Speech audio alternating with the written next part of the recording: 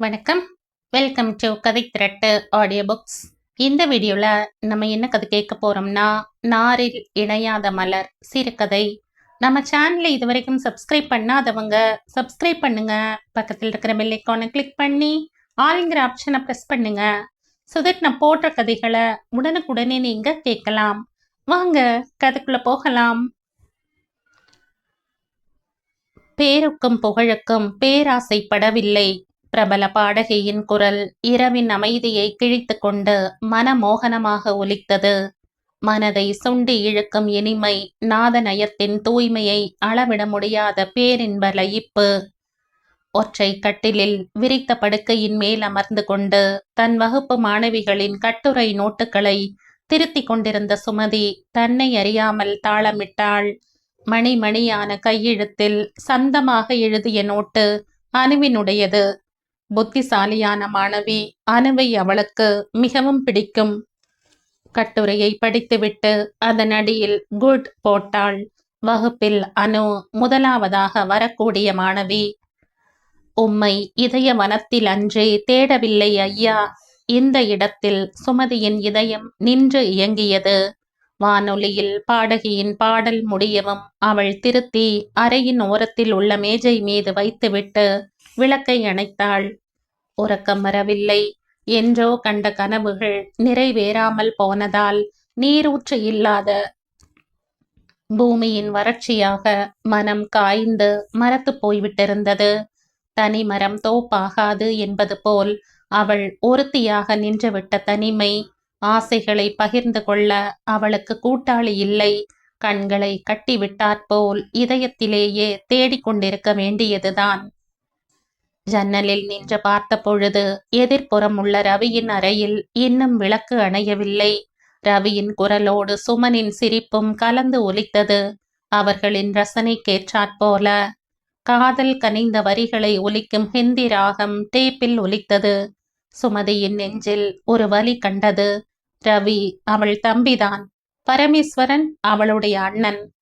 ஒரு அண்ணனுக்கு தங்கையாக, ஒரு தம்பிக்கு அக்காவாக உறவில் பிணைந்த அவள் ஒருவனுக்கு மனைவியாகும் வாய்ப்பை மட்டும் நழுவி போய்விட்டது. ஒரு முறை நழுவிய சந்தர்ப்பத்தை மீண்டும் ஏற்றுக்கொள்ளும் வலிமை அவள் நெஞ்சுக்கு இல்லை. அதற்காக பரமேஸ்வரன் காத்து கொண்டிருக்கவில்லை. கேரளத்து பெண்ணான அம்முக்குட்டியை மணந்து கொண்டு அந்த பக்கத்திலேயே குடி போய்விட்டான். எப்பொழுதோ வரும் 1-2 கடிதங்கள் அவர்கள் உறவை இணைத்ததோடு சரி. அடுத்தவன் ரவியும் வடக்கே போன போது சுமனை, பஞ்சாபி பெண்ணை மணந்து கொண்டு வந்தான். அவளுடைய திருமணத்துக்காக அவர்கள் காத்து கொண்டிருக்கவில்லை. காத்து கொண்டிருக்க அவர்களது இளமைக்கு பொறுமையும் இல்லை. ஆராதிக்கும் தெய்வத்தை நெஞ்சில் வைத்திருப்பது போல் அவள் மோகனை ஆராதித்தாள். அந்த சந்திப்பு மட்டும் மோகனுடன் நிகழாமல் போயிருந்தால் அவளும் தன் வாழ்க்கை பாதையில் யாருடனாவது இணைந்து குடும்ப தலைவியாக இருந்திருப்பாள். தன் தோழிகளுடன் ஒரு கலை பொருட்காட்சிக்கு போயிருந்தாள்.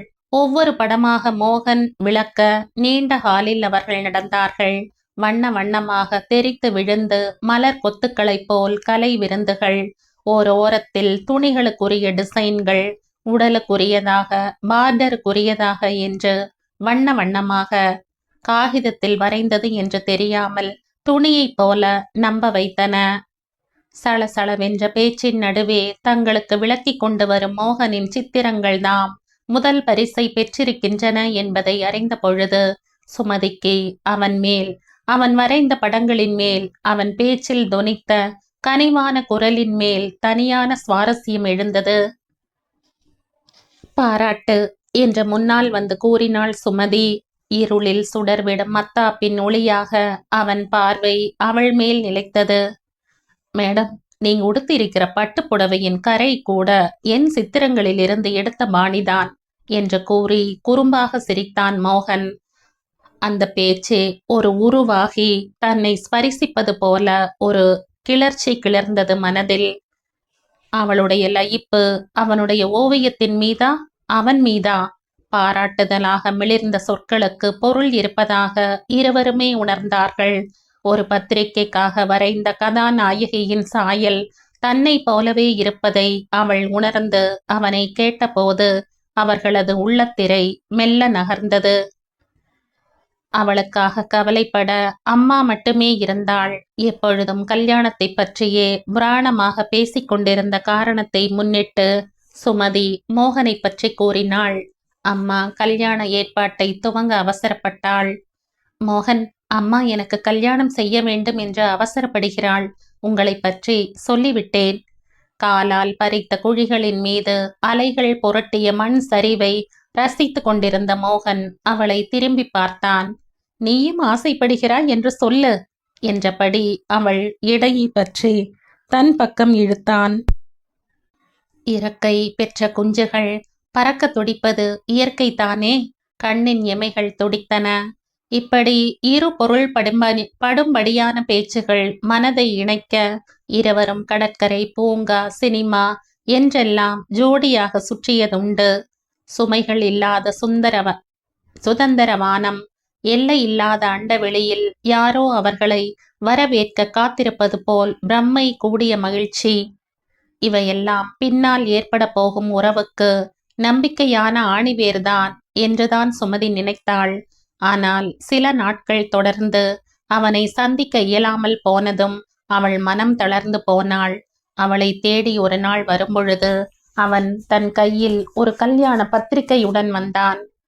என்னை கேட்காமலேயே பத்திரிகை அச்சிடும் அளவுக்கு வந்துவிட்டீர்களா என்று கேலியாக மொழிந்தாள் அவள். கையில் கொடுத்திருப்பது வெடிகுண்டு என்பதை உணர்ந்தாள் இல்லை.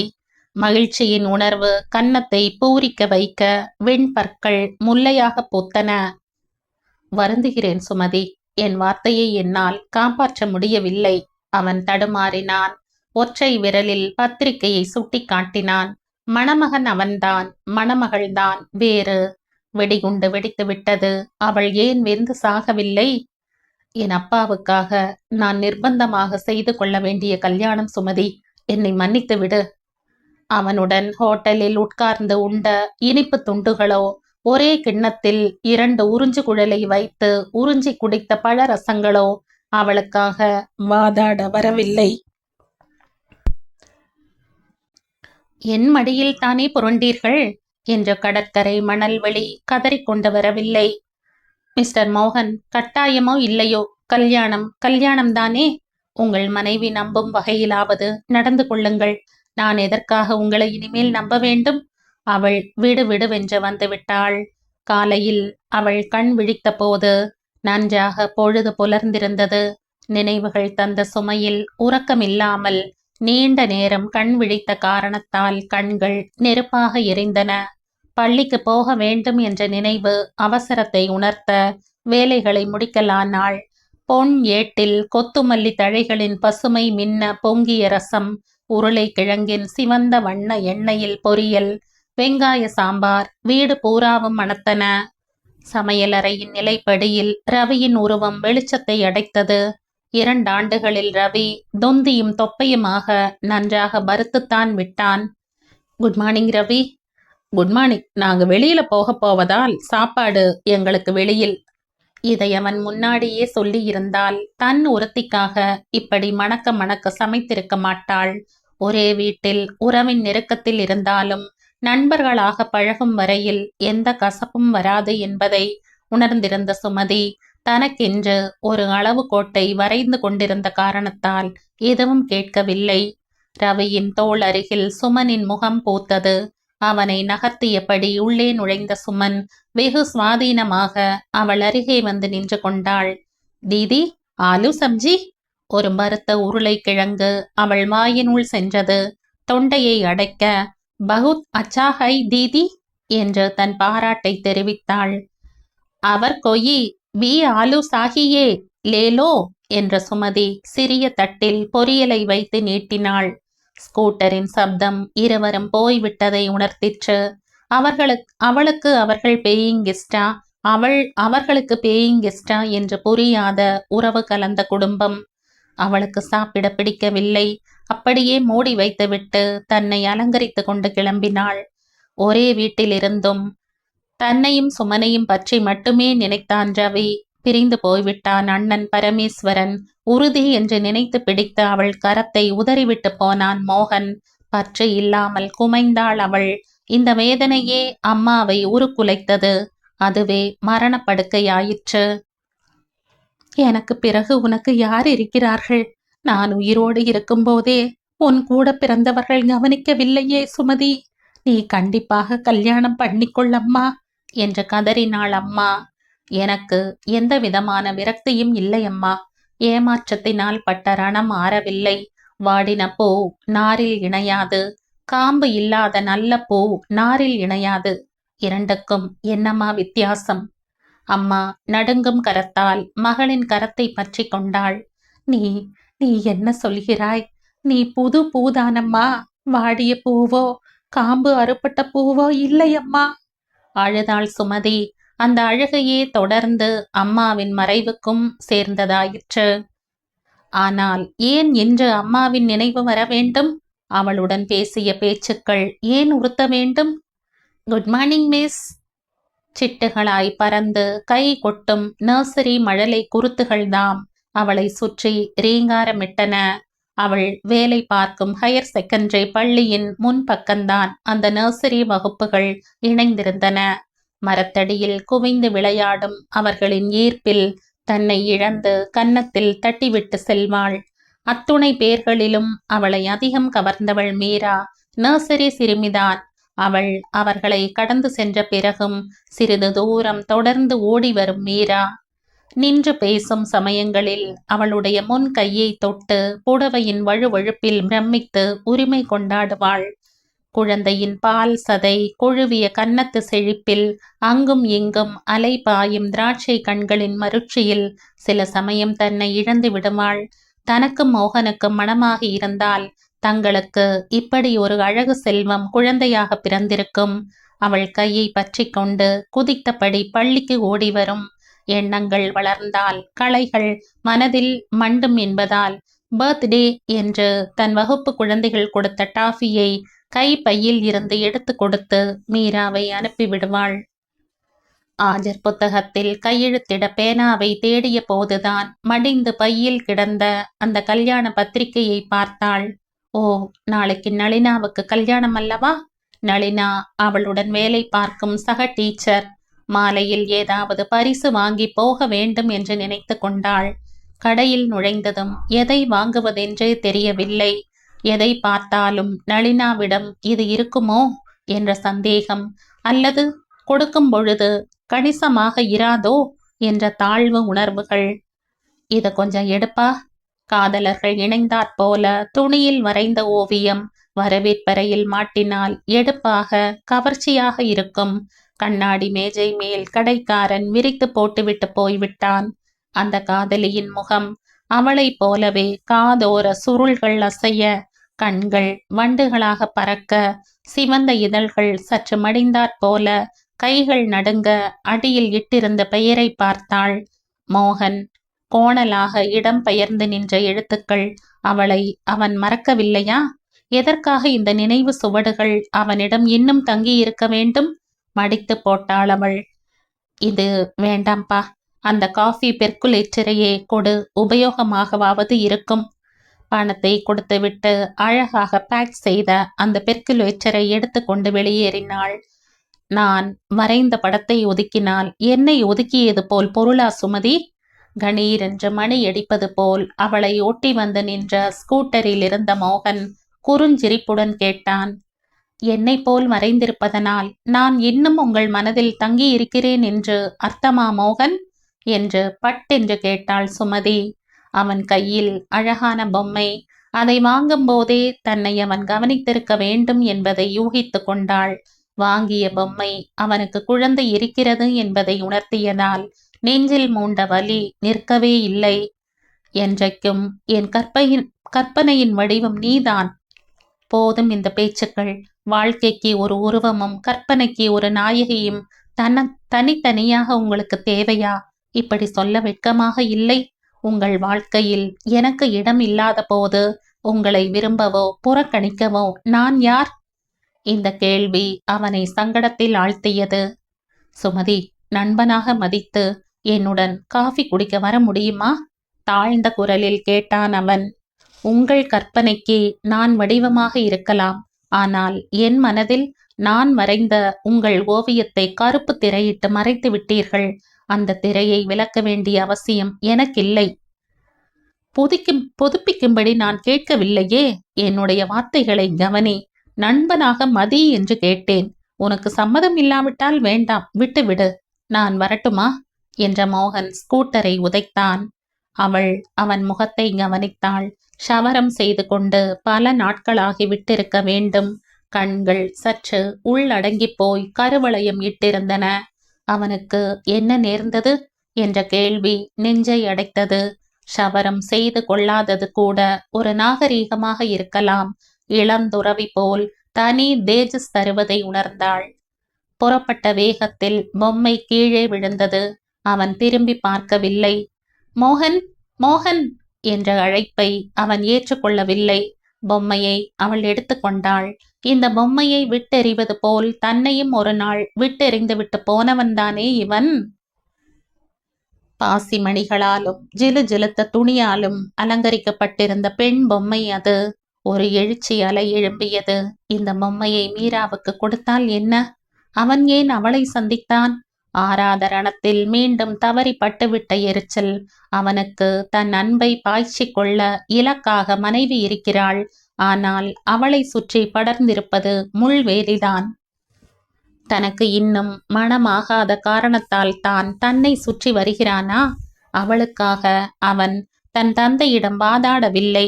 அவனுடன் ஏற்படும் நட்பினால் கூட சமுதாயத்தில் தனக்கு மதிப்பு ஏற்படாது. வருடக்கணக்கில் சந்திக்காமல் இருந்த அவன் இப்போது ஏன் நிழலை போல அவள் பார்வைப்படும் இடங்களில் தென்பட வேண்டும்? நண்பனாக மதித்து வர வேண்டுமாம். அவள் மனதினுள் காய்ந்து கருகி பொறுமினாள். மறுநாள் மாலை கல்யாணத்துக்கு போக வேண்டும் என்பதால் பட்டுப்புடவை உடுத்து தயாராக பள்ளிக்கூடத்துக்கு வந்துவிட்டாள். மோகன் விட்டு சென்ற பொம்மையை கையில் எடுத்து கொண்டாள். மீரா அவளை பார்த்ததும் ஓடி வரும். புடவையின் வழுவழுப்பில் தன்னை இழந்து நிற்கும். கைப்பையில் அவளுக்காக போட்டிருந்தாள் டாஃபிகளை. எந்த வகை டாஃபி பிடிக்கும் என்பது கூட சுமதிக்கு தெரியும். வழக்கமாக குழந்தைகள் விளையாடும் இடத்தில் மீரா இல்லை. மற்ற குழந்தைகளின் மழலை கனிந்த குட் மார்னிங் மிஸ்ஸில் ஒரு சுருதி குறைந்திருந்ததாக சுமதிக்கப்பட்டது. மீரா ஏன் வரவில்லை? மீராவுக்கு உடம்பு சரியில்லை. ஹாஸ்டலில் அவள் தங்கி இருக்கிறாள். காலையிலே காரில் எடுத்துட்டு போய் ஆஸ்பத்திரியில் சேர்த்திருக்காங்க மிஸ். ஒரு மிக்க ஒலித்தன குரல்கள். உலகம் அறியாத அந்த நர்சரி வாண்டு ஹாஸ்டலில் சேர்ந்திருக்கிறதா? எதற்காக ஹாஸ்டலில் சேர வேண்டும்? கேட்கும் போதே நெஞ்சு படபடத்தது. தனிமை, தனிமை என்று அவள் கதறும்போது அப்பா அம்மாவை விட்டு மீரா ஏன் தனியாக வாழ வேண்டும்? அந்த பிஞ்சு முகத்தை நினைக்கும் போது நெஞ்சில் ஏதோ அடைத்தது பந்தாக. அவளுக்கு அம்மா இல்ல மிஸ்.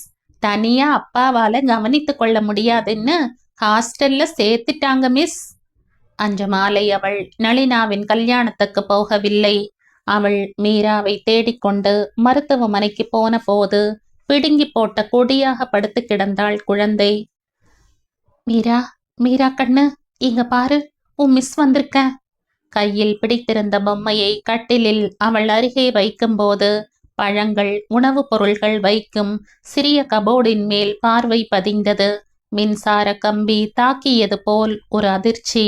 அவள் கொண்டு வந்தது போலவே ஒரு பொம்மை. வேற்றுமை இல்லை. அப்படி இருக்குமோ என்ற படபடப்பு. முதல் நாள் அவள் எப்படி கடுமையாக நடந்து கொண்டு விட்டாள். குழந்தைக்கு அரை நினைவு. கைகளை தூக்கியபடி அம்மா, அம்மா வந்துட்டியா என்ற கதறிய குழந்தையை பாய்ந்து அணைத்து கொண்டாள் சுமதி. கண்களில் நீர் பொங்கியது. அம்மா, அம்மா, என்னை இனிமே விட்டுட்டு போக மாட்டியே? நிலை குலைந்த குழந்தை சுமதியை இறுக பிடித்து கொண்டாள். வெயிலில் நின்ற காய்ந்த தளிர் ஒன்று தன்னை சுற்றி கொண்டது போன்ற சுரீர் சூட்டை உணர்ந்தாள் சுமதி. அம்மா, அம்மா என்ற சொற்கள் நிற்கவே இல்லை. டாக்டர் வருகிறார் என்று நர்ஸ் தாழ்ந்த குரலில் எச்சரித்தபடி குழந்தையை அவளிடமிருந்து விடுவித்து படுக்கையில் கிடத்திவிட்டு நகர்ந்தாள். ஒரு ஊசியை மீராவின் இடையில் குத்தி மருந்தை உள்ளே செலுத்திய டாக்டர் சுமந்தியை நிமிர்ந்து பார்க்கிறார். பரிச்சயம் இல்லாத பார்வை. அதுவே அவளை யாரென்று கேட்டது. இவள் பள்ளியில் நான் மேல் வகுப்புகளுக்கு பாடம் எடுக்கும் ஆசிரியை. போகும்போதும் வரும்போதும் குட் மார்னிங் சொல்லும் பழக்கத்தால் ஏற்பட்ட தொடர்புதான். என்னிடம் இந்த குழந்தைக்கு ஒட்டுறவு. எனக்கும் இவளிடம் காரணம் தெரியாத பாசம். இப்பொழுதுதான் அதன் காரணம் தெரிந்தது. சுமதியின் குரல் தழுதழுத்தது. குழந்தையை ஏக்கம்தான் வருத்துகிறது. குழந்தையுடன் நீங்களும் மருத்துவமனையில் தங்கினால் நல்லது. மனதுக்கு பிடித்தவர்கள் அருகில் இருந்தால் உடல் சீக்கிரம் தேரும். நீங்கள் யார் என்பதை அவளால் உணரும் சக்தி இல்லாவிடினும் பாசம் கலந்த உங்கள் ஸ்பரிசத்தினால் அவளுக்கு அமைதி கிடைக்கிறது என்பது புரிகிறதே. காம்பிலிருந்து உதிர்ந்த மலராக கிடந்தாள் குழந்தை. கடவுளே, இந்த குழந்தையை காப்பாற்று. குழந்தை கண் விழித்தாளா டாக்டர்? பழக்கமாகி என்றோ அவளை பரவசத்தில் ஆழ்த்தி அடிமைப்படுத்தி வைத்த ஆண்மையின் கம்பீரம் செறிந்த குரல் இப்பொழுது நடுக்கத்தை கொடுத்தது. மோகன், இவன்தான் மீராவின் தந்தை. கடவுளே, மோகனின் மனைவி இறந்து விட்டாளா? கபோர்டின் மேல் கிடந்த பொம்மையை பார்த்தாள் சுமதி. 2 பொம்மைகள். கட்டிலில் அவள் வைத்திருந்த பொம்மையை நர்ஸ் எடுத்து அங்கே வைத்திருக்க வேண்டும். சுமதி கட்டிலை பிடித்து கொண்டாள். மோகன் கட்டில் அருகே வந்து நின்றான். மென்மையாக குழந்தையின் உடலை தடவி கொடுத்தான். அவன் அவளை பார்த்தபோது அந்த கண்களில் எந்த உணர்வும் இல்லை. மீரா, உன் அப்பா வந்திருக்கிறேன். குழந்தை கண்களை திறக்கவில்லை. டாக்டர் என்ன சொன்னார்? கேள்வி தனக்குத்தான் என்று புரிந்து கொண்டாள் சுமதி. குழந்தை தாயின் அன்புக்காக ஏங்குகிறாளாம். என்னிடம் குழந்தைக்கு ஒட்டுறவு என்பதால் டாக்டர் என்னை எங்கேயே தங்கும்படி கேட்டுக்கொண்டார். சுமதி முகத்தை திருப்பிக் கொண்டாள். நீ எப்படி இங்க வந்த? மீரா என் குழந்தை என்பது உனக்கு தெரியுமா? உங்களை பற்றிய எந்த விஷயமும் எனக்கு தெரியாது. சாப்பிட வைத்திருந்த உணவு சாப்பிட தகுதியில்லாமல் போனதும் அதை பற்றி கவலைப்பட்டால் அது சாப்பிட தகுதியானதாக மாறிவிடுமா? என் குழந்தை என்பது தெரிஞ்சிருந்தா நீ வந்திருக்க மாட்ட இல்ல? கரும்பை கடிச்சாலும் சாறு வரும். மிஷின்ல கொடுத்து பிழிந்தாலும் சாறு வரும். கரும்பை சர்க்கரையாக மாற்றி ஸ்டோர் பண்ணிக்கவும் முடியும். அடிப்படை கரும்புதான். கரும்பு சாறு உடம்புக்கு ஒத்துக்கொள்ளாதவர்கள் சர்க்கரையை உபயோகிக்காமல் இருக்கிறார்களா? நான் கல்யாணம் ஆகாதவளாக இருக்கலாம். ஆனால் என்னுள் வளர்ந்திருக்கிற தாய்மை கனிவை இந்த குறை அழித்து விடவில்லை. ஓ, நீ கற்றுக் கொடுக்கும் டீச்சர் அல்லவா? அதனால் உவமான நயத்துடன் பேசுகிறாய். என் பேச்சுக்கும் தொழிலுக்கும் சம்பந்தமே இல்லை. மீராவையும் என்னையும் இணைத்தது ஏதோ வகை அன்பு. கல்யாணமாகாத குற்றம் தாய்மை உணர்வுகளுக்கு தகுதியற்றதன்று என்பதைத்தான் நான் கூறுகிறேன். பேச்சின் சூட்டில் அவர்கள் குரல் உயரவே ஒரு நர்ஸ் உதட்டில் விரலை வைத்து சைகை காட்டி பேசாமல் இருக்குமாறு அறிவுறுத்துகிறாள். தயவு செய்து வெளி வராந்தாவிலோ மரத்தடியிலோ போய் பேசினால் நல்லது. அமைதி பூசி கிடந்த மரத்தடி பெஞ்சில் வண்ண வண்ணமாக உதிர்ந்த பூ குவியலை தட்டிவிட்டு அவள் அமர்ந்து கொண்டாள். மற்றொரு கோடியில் அவன் நின்று கொண்டான். அவன் பேச்சினால் அவள் அலை கழிக்கப்பட்டாற்போல் காற்றின் புடைவை தலைப்பும் முன் நெற்றி குழலும் அலைந்தன. சுமதி, என் திருமணமான பின்பு நீ என்னுடன் பேசவே இல்லை. என்னை பற்றி எதுவும் தெரியாது. இப்போது புரிந்து கொண்டாயல்லவா? உங்களுக்கு திருமணமான பின்பு நான் பேசும் அவசியம் கிடையாது. உங்கள் மனைவியுடன் உங்களை கடற்கரையில் ஹோட்டலில் பார்த்திருக்கிறேன். மனைவியாக மதித்து நினைத்து என்னுடன் பழகிய உங்களால் எப்படி மற்றொரு பெண்ணை மனைவியாக ஏற்று அவளுடன் இப்படி உல்லாசமாக வாழ முடிகிறது என்று என்னையே கேட்டுக்கொண்டதுண்டு. அந்த வெறுப்பு என்னை விட்டு அகலவே இல்லை. அதனால் நான் உங்களை பற்றி எதுவும் விசாரிக்க அக்கறை கொண்டதே இல்லை. மீராவை பற்றி? அவளுக்கு அம்மா இல்லை என்பதை புரிந்து கொண்டேன். உனக்கு அவளையும் அவளுக்கு உன்னையும் நன்றாக பிடிக்கிறது என்பதை நான் உணர்கிறேன் இல்லையா? சடாரென்று வீசிய காற்றில் மரக்கிளைகள் ஆடிவிட்டு நின்றன. சுருள் சுருளாக பறந்த சருகுகள் ஒலித்தன. மீராவுக்கு நீ அம்மாவாக இருக்கிறாயா? அவன் எழுந்து அவள் அருகில் வந்தான். அவளும் சருகுதானோ? தேவையான பொழுது நாடி வருவதும் பிறகு சருகு போல கீழே தள்ளிவிட்டு விடுவதும். நர்ஸ் ஓடி வந்தாள். அம்மா, குழந்தைக்கு நினைவு வந்து விட்டது. அம்மா அம்மானு கூப்பிடுது, வரீங்களா? அவள் ஓடினாள் குழந்தையை நோக்கி. குழந்தை குணமடைந்து விட்டாள். இருவருக்கும் நடுவே குழந்தை மீரா குதித்து கொண்டு ஓடி வந்தாள். அவர்கள் மருத்துவமனையில் இருந்து திரும்பிக் கொண்டிருந்தார்கள். இருவரிடையே பேசுவதற்கு பொருள் இல்லை. மோகன் சுமதியின் மௌனத்தை சிந்திப்பதற்குரிய காலத்தின் அளவுகோலாக நிர்ணயித்து பேசாமல் இருந்தான். தனித்தனியாக குவியும் எண்ண குவியல்களுக்கு வடிவம் தர இயலாத தொடர்பு. வாசலில் விட்டிருந்த ஸ்கூட்டரை தள்ளி கொண்டு வந்தான் அவன். குழந்தை சுமதியின் புடவை தலைப்பை விடவே இல்லை.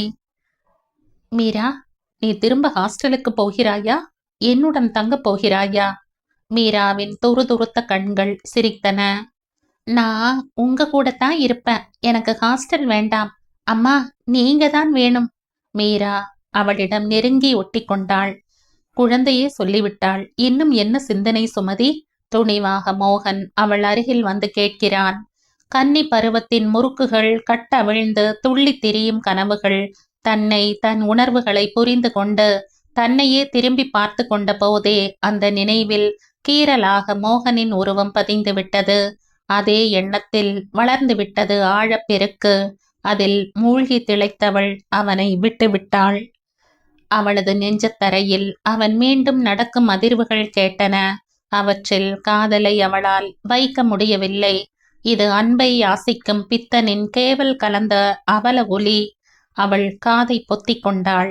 அவர்கள் செல்ல வேண்டிய பாதை இரு பிரிவாக பிரிந்து சென்றது. ஏற்கனவே மனைவியுடன் வாழ்ந்தீர்கள். அந்த இடத்தில் இப்போது நான் ஒரு பதிலி, அப்படித்தானே? அவள் பீரிடும் நீர் ஊற்றாகிவிட்டாள். இல்லை இல்லை, அப்படி இல்லை. உன்னுடன் பழகி வந்தபோது உன்னைத்தான் என் மனைவியாக நினைத்தேன். எத்தனையோ திட்டங்கள் தீட்டினேன். அந்த நினைவுகள் வடிவம் இன்றை அழியவில்லை. அவள் என்னுடன் வாழ வந்த போதே நோயுடன் வந்தாள். மனைவி என்று வாழும் அந்த கணங்களில் நான் உன்னைத்தான் அவளில் பார்த்தேன். அதன் இனிமைதான், உன் நினைவுதான் என்னை மனிதனாக நடமாட வைத்தது. உன் கணக்குப்படி பார்த்தால் அவள்தான் பதிலி. உன் நினைவுகளை சுமந்த எனக்கு ஒரு சுமை தாங்கியாக அவள் இருந்தாள். எப்படியோ மீரா பிறந்தாள். ஆண்டுக்கு ஒரு முறை இலைகளை உதிர்த்துவிட்டு வசந்தத்தில் தம்மை புதுப்பித்து கொண்டு பசுமையை இளமையாக்கி வாழும் தாவர இனங்களைப் போல மனிதனும் துன்ப நிகழ்ச்சிகளின் சுவடுகளை துடைத்துவிட்டு மலரிலிருந்து மதுவை மட்டும் உறிஞ்சிக் கொள்ளும் வண்டாக இன்பத்தை தேடி எடுத்துக் கொள்வதனால்தான் அவனுடைய இளமையும் வாழ முடிகிறதோ? அவன் ஸ்கூட்டரில் உட்கார்ந்தான். பின் இருக்கை அவள் உட்காருவதற்காக காலியாக இருந்தது. மீரா எங்கே தன்னை விட்டு போய்விடுவாளோ என்று சுமதியுடனேயே ஒட்டி கொண்டு நின்றது. வருந்துகிறேன் மோகன். நான் குழந்தைக்கு மட்டுமே தாயாகி அவளை என்னுடனேயே வைத்துக் கொள்கிறேன். அகிலாண்ட கோடி ஈன்ற அன்னையை மறைகள் எல்லாம் கன்னி என்று குறிப்பிடுகின்றனவே. வாழாமலேயே வாழ்ந்துவிட்ட வாழ்க்கைக்கு பெறாமலேயே பெற்றெடுத்த செல்வமாக மீரா இருப்பாள். அவன் ஸ்கூட்டரில் இருந்து இறங்கிவிட்டான். என்னை உதறிய காரணத்தை நான் தெரிந்து கொள்ளலாமா? காதல் என்ற நாரில் உங்களால் இணைக்கப்பட்ட பூவாகிய நான், நார் இறுகிய வேகத்தால் காம்பு அறுபட்ட பூவாகி உதிர்க்கப்பட்டு விட்டேன்.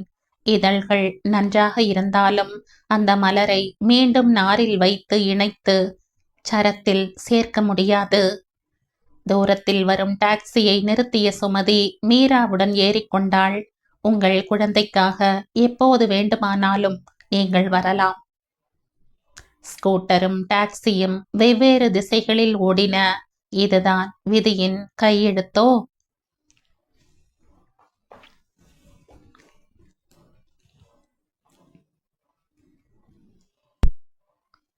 இதோடு இந்த கதை முடியுது. இந்த கதை உங்களுக்கு பிடிச்சிருந்தா லைக் பண்ணுங்க, ஷேர் பண்ணுங்க, சப்ஸ்கிரைப் பண்ணுங்க. மற்றும் ஒரு இன்ட்ரெஸ்டிங்கான கதையோட அடுத்த வீடியோல சந்திப்போம். பை. தேங்க்யூ.